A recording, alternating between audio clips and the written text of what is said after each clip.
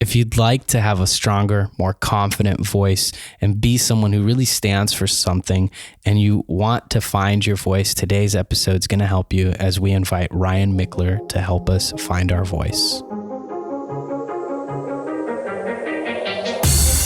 Welcome to Thriving Launch with Luis Congdon and Kamala Chambers, the show for heart-centered entrepreneurs who want it all. 5 days a week, we bring you different segments to inspire you to live a life of freedom. We interview the leading experts in the field of business, health, and love. Be sure to check out Training Tuesdays, where we give you a clear action plan to grow your own business. How would you like to be able to interview world-class experts, sit down and have chats with people like Jack Canfield, Marianne Williamson, Robert Kiyosaki, Tim Ferriss, you name it? Would you love to interview other people that you really admire and consider to be your heroes? Well, we've created a course for you that teaches you how to podcast, how to set it all up, and how to get going so that you can really have a successful show and you can do it properly. Over at thrivinglaunch.com, we have a podcasting course, and it's there for you, waiting for you to snatch it up. So head on over to thrivinglaunch.com and let me teach you how to podcast the right way. Today's guest is Ryan Michler from Order of Man. He runs a hit podcast show that's doing very, very well. He also runs a Facebook group that has nearly 12,000 members. Ryan Michler is someone who's going to teach us about using our voice to empower ourselves and others around us. All right, welcome to the show. Ryan, are you ready to launch? I am ready. What is up, you guys? It's great to have you here today. You know, one of the reasons why I really wanted to get you on the show is, well, one, you're a podcaster. You and I have been around each other for a while now. I mean, you and I really got to know each other at the blooming stages of us, you know, and what we've become today.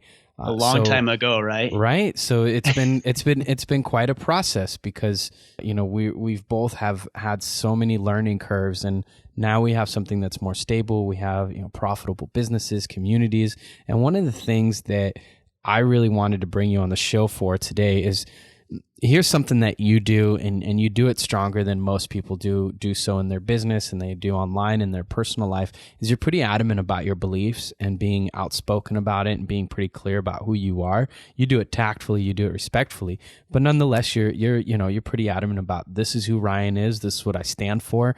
And that's something that not only has resonated with a lot of people, it's helped you really build a thriving community, a successful podcast, and has made you someone that people look up to. Yeah, well, I appreciate that. Yeah. You know, I think it's important. I think it is true that we be authentic to ourselves. I think here's the major trap that I think a lot of people fall into, is trying to please everyone. And I used to be this guy. I used to be a guy that wanted to make sure people were happy. I would bend over backwards to accommodate everything that they wanted. And gradually over time, I've learned that there is no way that you can sustain that sort of effort for any sustained period of time. People want to be nice. They want to be accommodating. And as much as I would like to do that, I also have to be true to myself so that I can have the energy and the drive and the passion and the motivation to sustain whatever activity I want to sustain. So it's critical we find a way to speak our truth and share our message, regardless of how people might feel about us or the message we're sharing. I absolutely agree with that. And one of the things that I find people respond most to, at least in my audience, is vulnerability, realness, just being as authentic as possible and not just throwing everything out there, like, you know, or being overly emotional or anything like that, but just being real with people.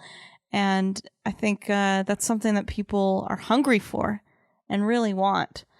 Let me ask you about how you shape your voice, how you recommend other people shape their voice if they don't even really understand what that means to be real. Yeah. And isn't that such a difficult thing? It's funny that it would be even hard to understand how to be like, how do you have to practice authenticity? What does that even mean? Right. But I think the place that most people get hung up, especially on social media, because it's very easy for somebody to come back and blast you for anything that you might say that is in disagreement with what they might believe or say about themselves or their lives. And I think that's the first step, is that you really need to develop this skin that says, you know what, I don't care necessarily what other people think of me. I don't care what their beliefs are. This is my belief. This is my truth. This is what I'm going to share. And having the thought and the notion that I don't need to win everybody over. I think that's what a lot of entrepreneurs do when they get started is they think to themselves, I've got to cast this net as wide and as broad as I possibly can in order to make this a business, a thriving business for myself. And in all reality, if you think about the over 7 billion people on the planet, that number is just staggering. It's so high, it's very difficult for us to even understand what 7 billion actually is and how much that actually is. You don't need 7 billion people. You need like 1,000 people. And there's 1,000, there's 10,000, there's 100,000, there's 10 million people out there that think the same way that you do. And if you can be kind of the, I don't want to say poster child, but kind of the rallying cry for people that maybe aren't willing to share that voice or have that thick skin, those people are going to follow you. You know, one thing that I think really stops people in their tracks is the bad press that you could get. You know, the people, the haters, the trolls. And Luis, I know that this is something that you struggle with, right? Luis is like a really vulnerable guy, as all of you know, and he puts out a lot of stuff. And sometimes it rubs people the wrong way. And I'd love to hear just a little bit more about what do you do to navigate trolls and haters when they do come? Yeah, sure. Well, so I think a lot of this has to do with personality as well. I think it can be developed and I think you can grow thicker skin than maybe you have right now. But I think a lot of it has to do with personality. My wife will say to me, who are you going to piss off today? And I'm like, what do you mean? And she's like, well, you haven't pissed anybody off on Facebook for a couple of days, like almost like I like doing it. And I don't say things or do things to make people upset. If that's what happens, that's what happens. So I think it is definitely your personality. Like I like to poke. I like to push the right buttons. I've always been that way a little bit. So that's number one. Outside of that, like I almost look at negativity and people responding negatively to what it is I'm saying or sharing or how I look or what I say or how I say it as a badge of honor. Like I look at that and say, this is success, because how many people out there have something to share, but they're hiding. Like they're hiding in their house and they're hiding behind their keyboards and they're hiding and they're not sharing what's really on their mind. And then what ends up happening is they end up getting railroaded their entire life and they can't live happy and fulfilled and content because they're so afraid of what other people might think of what they believe. So I think it's really important to understand that you've got to take care of yourself. Like you've got to be happy. You've got to share your message and truth. And then just recognize that, you know, you could be reading from the Bible and people are going to find something to disagree with you about. But it's not that big a deal. Now, I've got a couple of tactical tips I can share with you that help limit some of that stuff or even reduce some of that stuff for me. But that's kind of higher level view for me and how I view hate and negativity that comes my way. You know, one of the other things too for me is it really goes back to something that to answer your question here, Kamala, one of the things growing up that my dad would say a lot to me is let people know who you are. And be somebody who stands for something. And if they don't like it, at least they know that they can trust you. At least they can know who you are, and there's no beating around the bush about it. So in high school, I was very different than a lot of the kids in high school because I had different perspectives on life. Maybe I don't know. I kind of feel like an old soul in some ways. I just had very different perspectives. So when my friends were busy talking about girls this way and that way, I'd say, well, it's not really what I'm interested in. Like, I really want to have a girlfriend, want to fall in love. And, for a lot of guys in their teenage years, that's like kind of funny to them. Or kind of pick on somebody about that, and I was fine. I was like, it's okay. I'm gonna be an example, or I'm gonna just stand for something, and that's okay if that's what they stand for. But we don't have to agree to get along. The other thing too that it's been a big maturity process for me, especially in business and building a tribe and becoming more well known, is that having people disagree with you is a good thing. It means that you're standing for something. Having people not like you is okay, because if you're liked by, what is that thing? If you try to make everybody like you, you'll be liked by nobody, or something like. There's some saying around that, and that's something that I really see with you, Ryan, is that you are pretty clear about who you are. And in business, a lot of us can be really nervous about that. And Kamala has been somebody who's really pushed me to kind of test the edges of how much I'm willing to share or how much I'm willing to be full on me in front of the world, whether it's, just out and about in the streets or whether it's online with social media. The thing about social media is, you can write a post in 10, 15 minutes and it goes out to thousands and thousands and thousands of people, and they can all have an opinion. Whereas if I walk out the street and I'm dressed like a clown, maybe nobody will see it, or maybe only a few people, and they're not going to come and talk to me. They're going to keep it in their heads. So there's a certain kind of braveness or courage that people tend to have online that's very different than they would in real life. Yeah, I mean, you bring up a couple of really good points. There's one of my favorite quotes is by Winston Churchill. He says, you have enemies, good. That means you've stood up for something sometime in your life. And I've used that quote as a opportunity for me to continue to speak what is my truth and even push the boundaries. And you said it perfectly. You said test the edges. And you also talked about maturity. And I think a lot of the way that I share my message, a lot of the way that you are both sharing your message stems from a position of confidence. It's very difficult to put yourself out there. It's very difficult to share raw and personal stories, some things that you failed with in the past, some missteps or shortcomings that you have. But you can do it. And it only comes through confidence. And a lot of people will say, well, how do I gain confidence? The only way to gain confidence is through action. Like, you have to do. If you can't work, if you can't put forth the effort and you can't display a little bit of courage, then you're never going to build the confidence required to, in this case, speak what's really on your mind or start a new business or whatever it is that you're trying to accomplish in life. So at some point, you just got to go and you just got to try it, and you build from there and you continue to test those edges like you talk about. Have you noticed any correlation between being the full-on Ryan? And one of the things I've seen with you is from the beginning where you're a little bit more meek to now where your wife is saying things like, who are you gonna upset today? So it's it's quite a progression. And one of the things that we talk about in marketing is repulsion marketing, where you're actually repelling certain people and inviting other people in, and that can create a very strong following. Donald Trump, for example, somebody who's a very powerful marketer in that sense, that he is very clear about who he's pushing away and who he's inviting in. Have you noticed, and I'm not saying be Donald or be Ryan or be anybody, be you. Be who you are and stand for what you want to stand. So if you disagree with certain things that you're hearing, feel free to be outspoken about it. Or if you agree with certain things or you have certain outlooks that are different, feel free to be outspoken about it and let the world know that you stand for that perspective or that belief system or that truth. Have you noticed any correlation between your business, your podcast, your Facebook group, your email list? Has there any been correlation between fandom and doing that, or has it decreased? Because one of the things that a lot of people are scared of is, well, if I say this thing, then I'm going to lose some people, and then, then I won't be quite as popular. And a lot of times what a lot of repulsion marketers say is that it will actually make you more popular.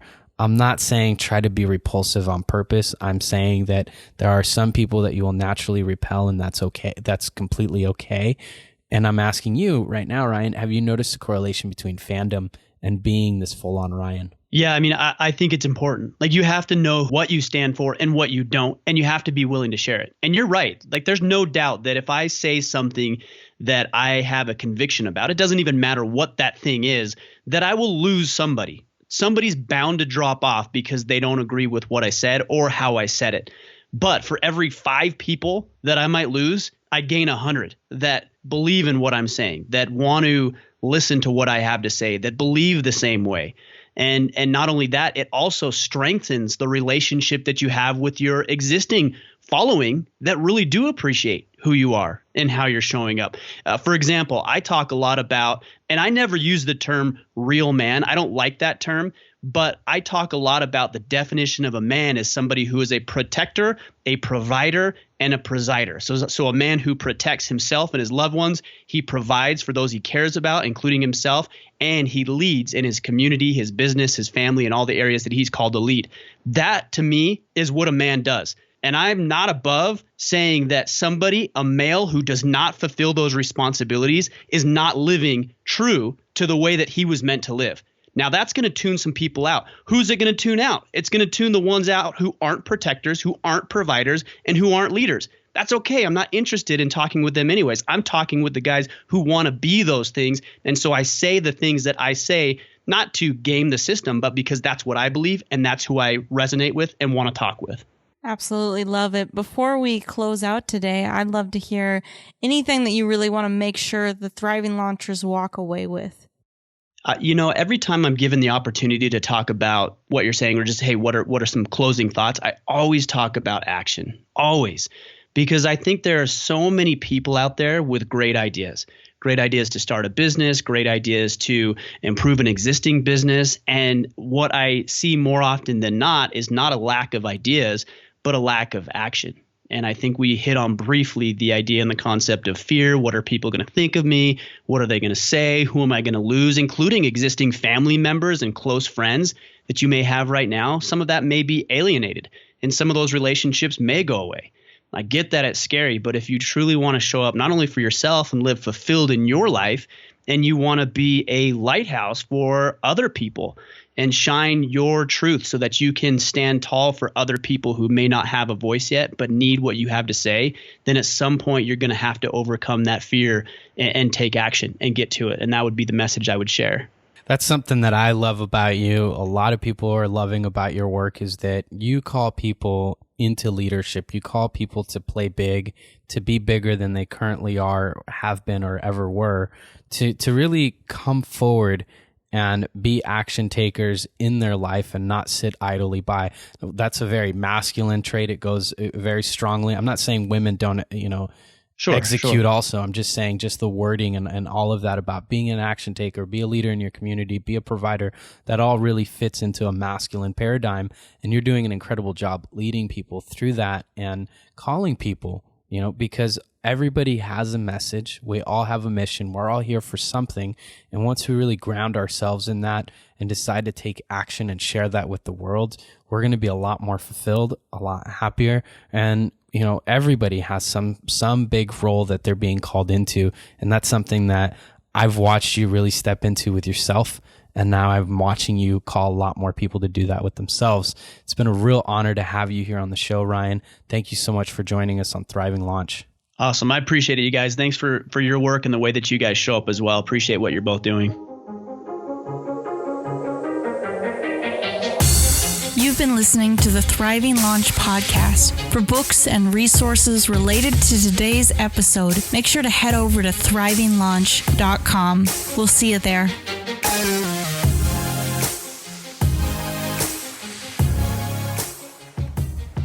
If you've enjoyed today's episode, make sure to tune into the next episode where we're going to talk about how to sound like a pro, how to interview like a pro, and how to create a podcast that it sounds really professional and makes your guests feel awesome to be on your show.